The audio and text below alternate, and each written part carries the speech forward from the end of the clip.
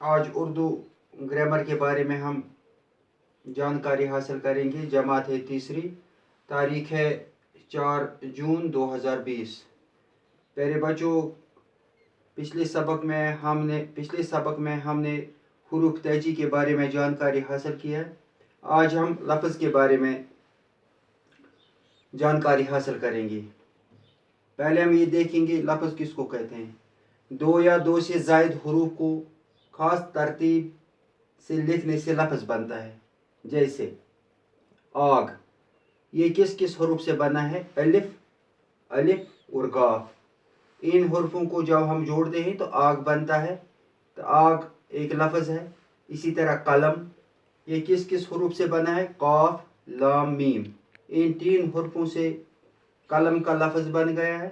اسی طرح سکول، سین، کیف، واو، لام، سکول۔ لفظ واحد ہے، اس کا جمع ہے الفاظ۔ پیارے بچوں، ہم دیکھیں گے کہ الفاظ کس ایک سے زیادہ لفظ ہوں تو انہیں الفاظ کہتے ہیں۔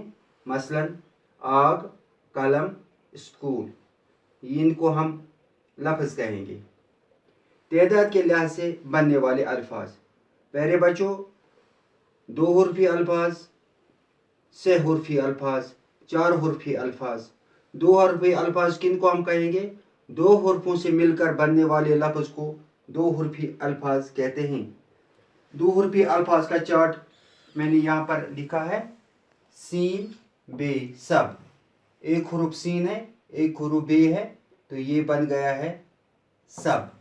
اسی طرح میم، تے، مت، ڈال، رے، ڈر، بے سین بس، کی بے کب، جیم بے جب۔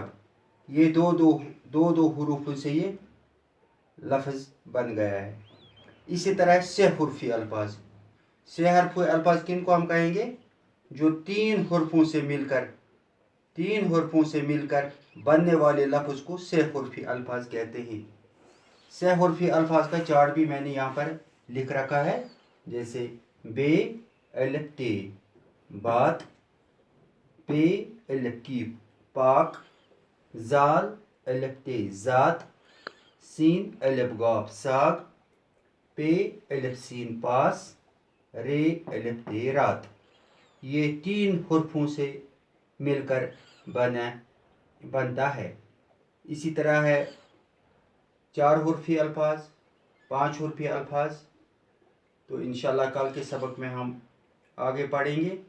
آج کے سبق میں بس اتنا ہی ہے۔ امید ہے کہ آپ ان کو یاد رکھ کر اپنی کاپی پر لکھ کر